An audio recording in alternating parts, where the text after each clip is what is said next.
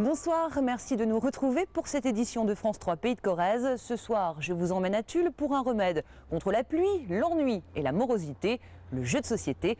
On distribue les cartes tout de suite après l'actualité en Corrèze. De retour à Tulle, à la Taverne des Joueurs, un tout nouveau café entièrement dédié aux jeux de société. Il a été créé par l'association ACDC, au coin du Cantou. Un couple et ses amis font du jeu de société.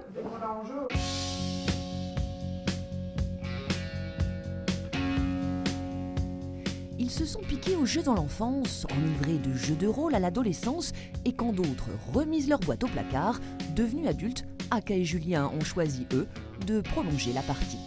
Curieux des nouveautés, ils ont évolué avec l'univers ludique, un secteur très prolifique et de plus en plus créatif. On peut faire partager notre passion, faire découvrir des auteurs, de nouveaux jeux, faire connaître ça parce que c'est finalement mal connu. Tout le monde pense que ce sont toujours les mêmes vieux jeux qui existent, alors qu'en fait c'est beaucoup plus riche.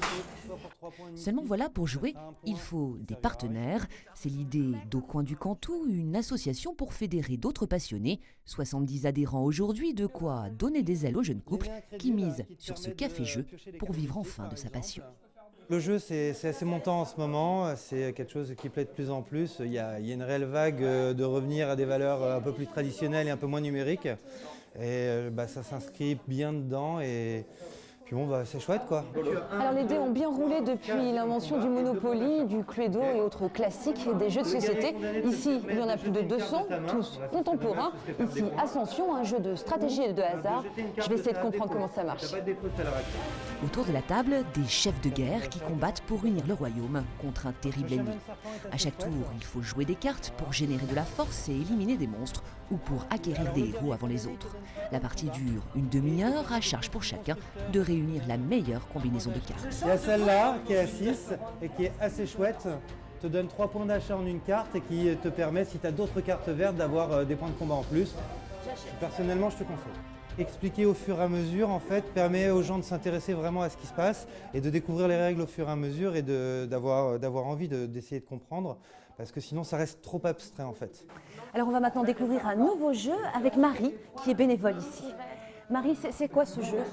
Alors c'est l'île interdite, c'est un jeu coopératif. On est sur plusieurs tuiles qui représentent une île. Et le but du jeu, c'est tous ensemble à récupérer les trésors et s'enfuir le plus vite possible de cette île qui s'engloutit au fur et à mesure du jeu. Et des bénévoles comme Marie, il y en a toujours un à la taverne pour expliquer les règles ou servir de partenaire. Reste ensuite à faire son choix entre jeux coopératifs, jeux de stratégie, jeux d'ambiance. Certains se jouent en 10 minutes, d'autres en plusieurs heures. L'occasion de rencontrer des gens à qui l'on n'aurait jamais parlé autrement et de partie en partie se faire des amis.